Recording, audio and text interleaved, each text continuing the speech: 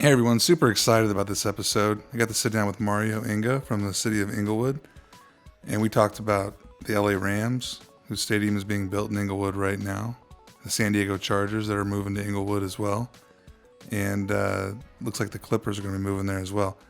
Don't forget, Olympics are going to be there in 2028. I know they're saying they're coming to LA, but opening ceremonies, all that stuff's going to be in Inglewood. They're going to be using the LA Rams Stadium for a lot of that event. So all eyes on Inglewood. Hope you enjoy.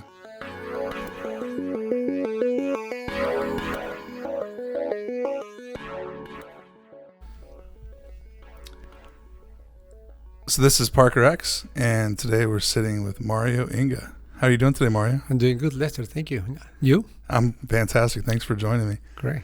So Mario, talk to us about what your role here is, and I want to go into your backstory a little bit, but just for starters, can you describe what your role exactly is here for the city of Inglewood and what your title means? Sure. I'm with the Parking and Enterprise Services Department. Okay. And the Parking and Enterprise Services Manager. And this department includes different areas of parking, like on-street, off-street, residential, enforcement. But the enterprise portion of the department has to do with an enterprise that we have where we process and collect parking citations for other cities. Really? It's kind of like the business portion of the department. I had no idea. Yeah. Can you talk about what other cities you do that for? Yes, we do City of Sacramento, we do City of Burbank, we do City of Really? Alhambra, City of Compton, City of Palo Alto, City of Los Baños, Compton Unified School District, obviously City of Inglewood. So those are our current clients right now. That's amazing. That's a huge role. It is. This enterprise began, I would say, 20 years ago. Okay. It was mainly in-house.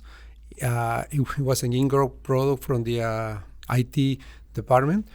And as more clients keep coming to the city, then at some point the city decided to outsource that. So we have a parking technology company that provides all of the software for that. Nice. It is actually a big advantage for cities because it's government to government.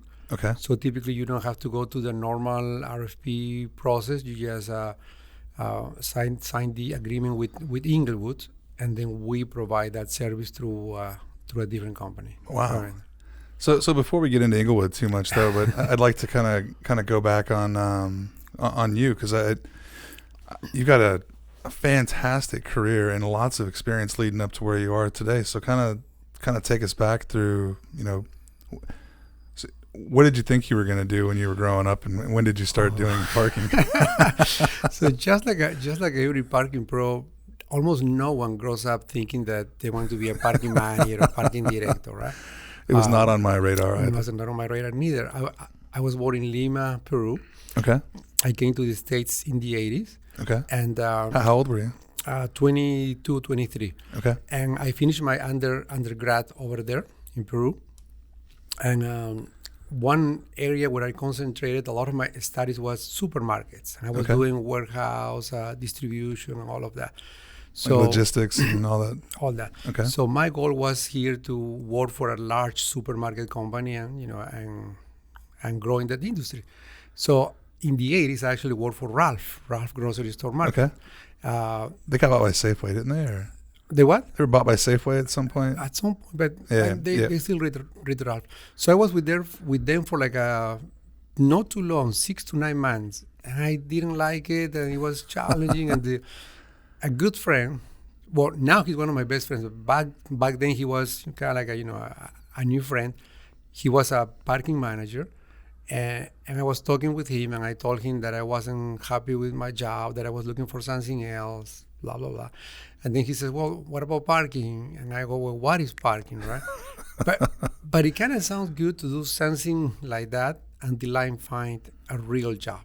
So I took the job that he offered me, and 30 years later, I'm still looking for the real job.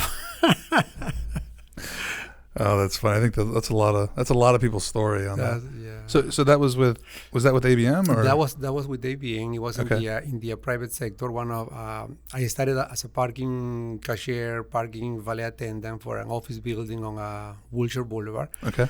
Didn't know the parking was so big, so huge.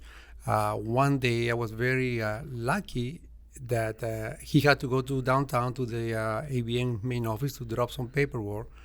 He couldn't go, so he asked me to go. And I got with some manila folder to the ABM headquarters office. And when I get in, I see a big offices with a lot of departments, right? Operation, human resources, marketing, finance, risk manager, legal. And everybody has nice offices with nice degrees. I go, wow, this is an industry. I can grow in here. And that's how I got into parking. So how long were you with ABM? With ABM, I was for 7 years, since 88 till 95. What did you do after that? After that, I went with Parking Concepts, PCI. Okay. Yep. I was with PCI from 95 to 2000. Okay. I was managing a large complex in downtown. It used to be called the Trans-America Center. Okay. And I still thought that I could do better than parking, so I went to Pepperdine to get my MBA in finance, and I go, well, now I'm ready to do big things. And I left parking for a couple of years. But something must be wrong with me because I miss parking. You got out and you came back? And I came back in 2002 with SP Plus. Okay. So I was with SP Plus from 2002 to 2010, till the end of 2010. That was And then after that? After that, I went with Loyola Marymount University. I think that's when I first met you, is when you were moving from Loyola. Yeah, that was a great product because LMU needed to increase enrollment. Mm-hmm. The city of LA said, yes, but in order to increase enrollment, you need to add parking. And they said, sure, no problem. They didn't know how expensive parking it is. City LA also told them that they can know to add parking in any surface lots, because there is a lot of green area over there. They wanted to keep the beautiful, gardeners.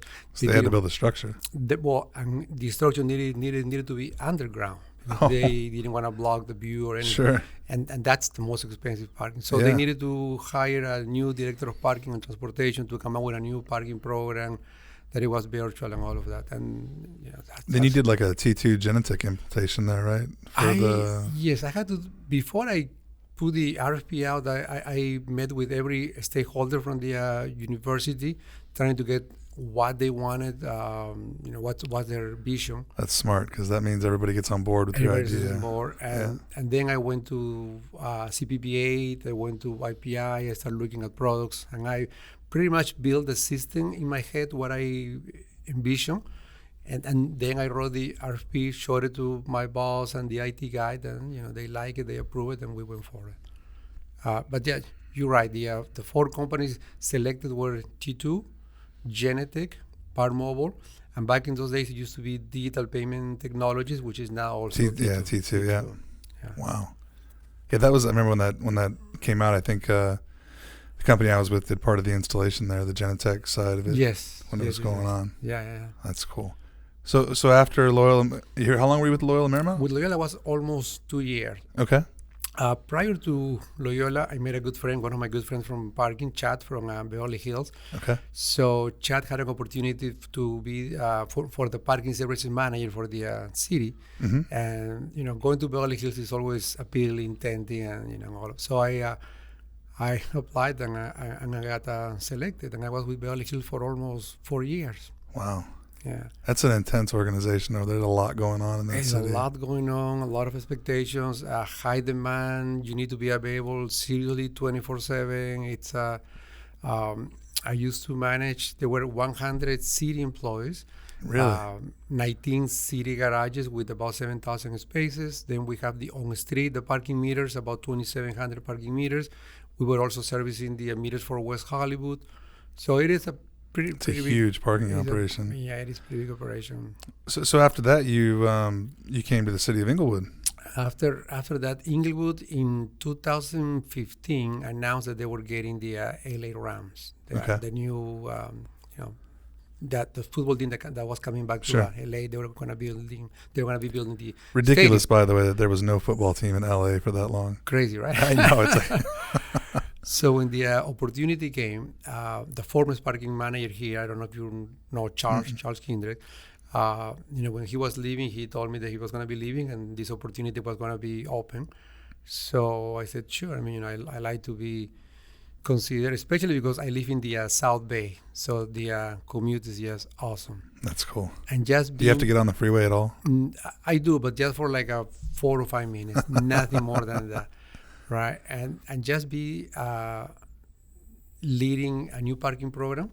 That was very exciting. It was something similar to what I did at LMU. Mm-hmm. So now I got here the opportunity to be the leader.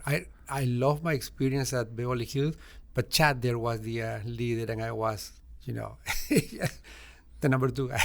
Yeah, no, I understand. It's nice to have your own put your own fingerprint on it. So this is, I mean, I haven't spent much time in the city of Inglewood, mm-hmm. and thank you for the tour today. I mean, it's really a cool city. I mean, there's so many great things about it when you walk around and see everything. What are the things that are coming to the city that you've got a plan for right now? And obviously you have the Rams Stadium coming. I mean, we were looking at metro stops that were going to be here. I mean, all this is going to have tremendous influence on what the population here, you said, was 115,000. Yeah, I mean, this is we are very fortunate because the mayor of Inglewood, Mayor Batts, he's a guy with a lot of vision. He plans. He's very, very smart, extremely well connected with the here in LA, in the county, in the state, and he is the one who actually brought the Rams, brought the Chargers. Wow. Potentially, we can bring the Clippers. His vision, he's building the new Inglewood, and I'm part of the new Inglewood. Coming from Beverly Hills, has a different service of expectations that that I need to cater to the city. Make sure the parking is always a positive and safe experience. So that's my role. Follow his vision, and make sure that I know exactly where he's taking us, so I can go in that direction. That's awesome. I mean, it's a good story. I can't wait to see what it turns into and how it develops over time. Yeah, it's going to be fun. It's very exciting. The stadium is going to have 70,000 seats, and it's going to go all the way to 100,000 seats. We have the Super Bowl for 2022, so we're expecting 100,000 really? people. Media is going to be about 5,000 people, and then the people who work at the stadium, another 4,000 to 5,000 people. So we're going to have about 115,000 people coming for the Super Bowl, plus a lot of tourists and hotels and all of that. So it's going to be very, very intense. Wow. Yeah, no doubt.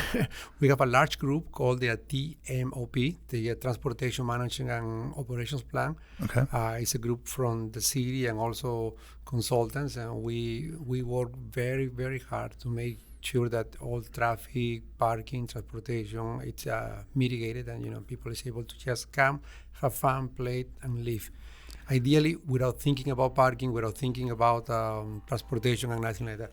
Let me turn that off, sorry. Yeah, no worries. It happens all the time. So what about the Olympics? I mean, how much of that's going to be happening? The Olympics are going to be in 2028. For what I hear, and clearly, I mean, it's still 9 more years to go. It will be between the Coliseum and the new stadium. I think the opening ceremony is going to be mainly here in Inglewood. Wow. So it's I mean, this is all going to put Inglewood just front and center for the next 10 years. I mean, that's huge. Such a great location, so close to LAX. Yep. Right, still close to the west side, close to the South Bay. We have major freeways, the 405, the 105, the 110, the 10 freeway. So this is a really excellent location.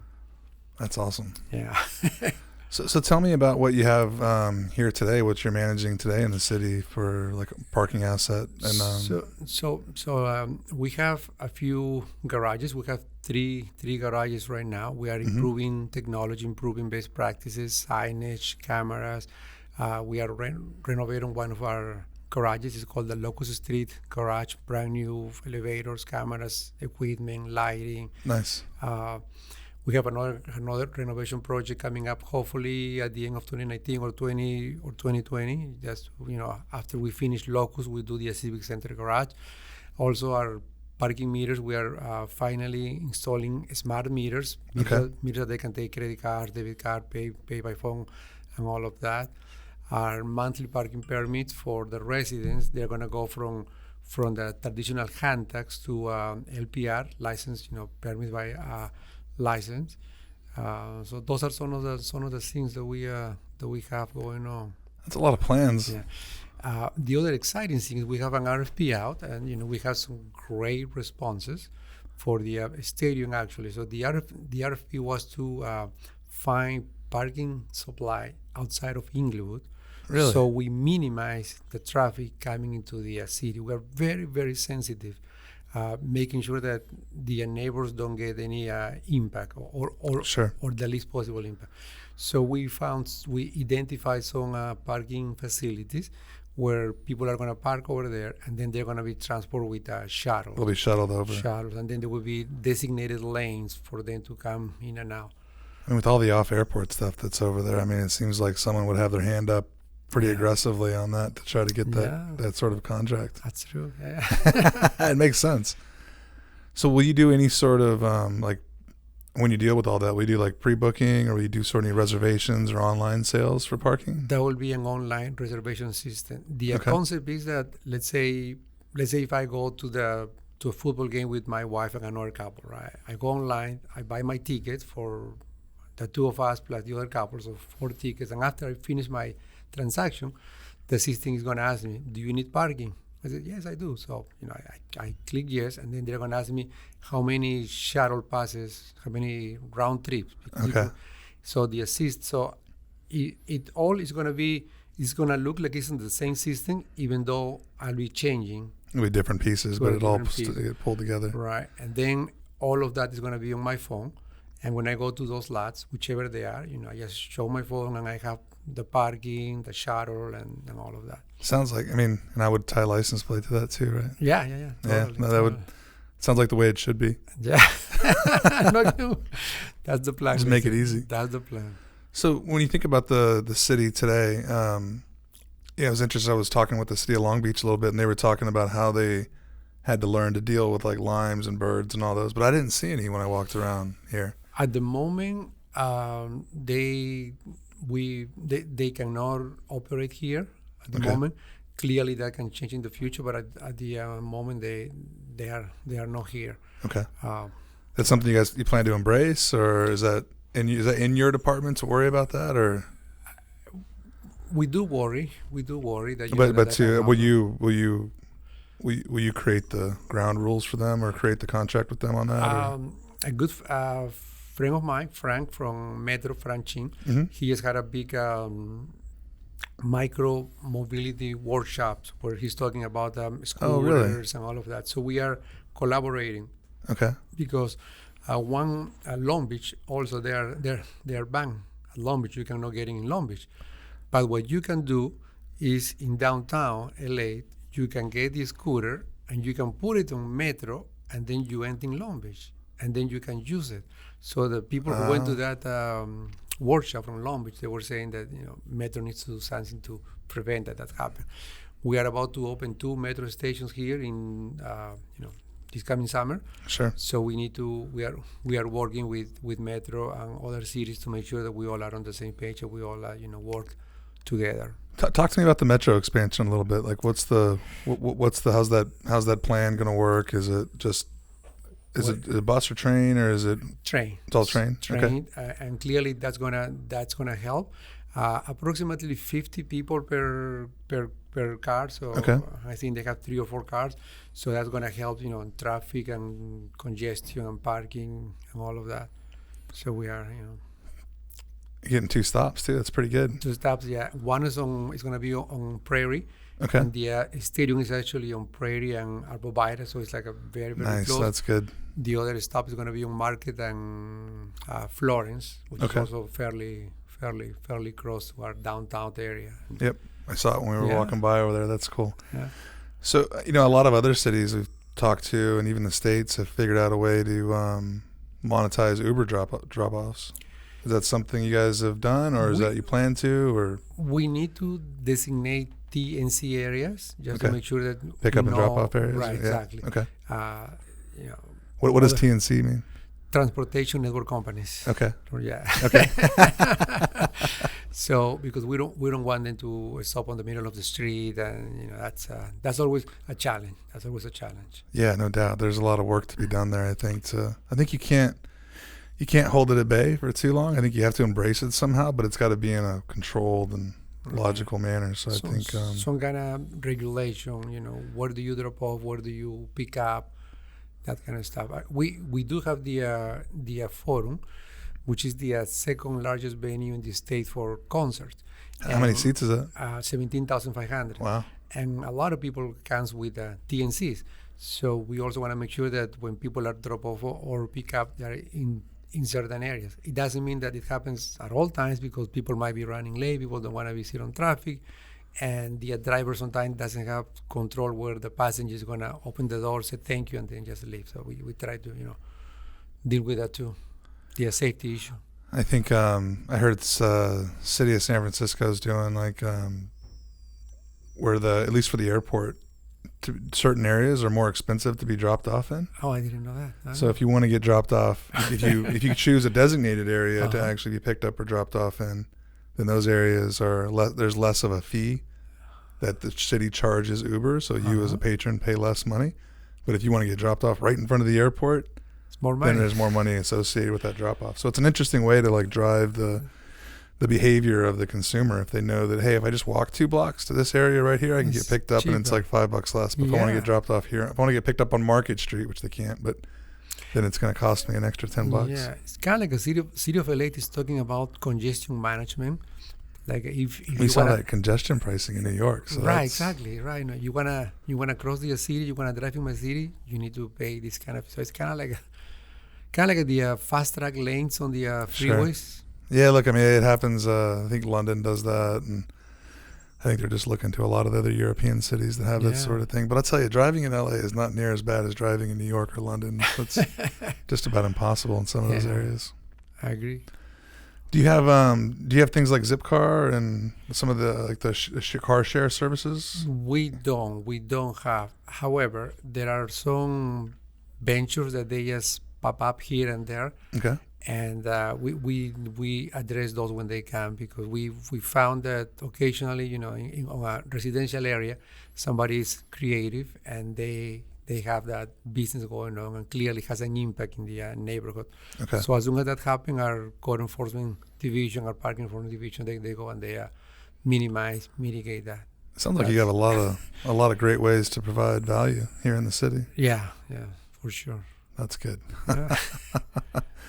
Well, anything else you want to chat about before we jump off? I mean, it's fantastic just hearing about everything that's going on here. It's very exciting. No, yes, thank you for the opportunity. Thank you for inviting me to be part of your blog, of your show, of your program, of your channel. Oh, absolutely. Thank you for being on the show.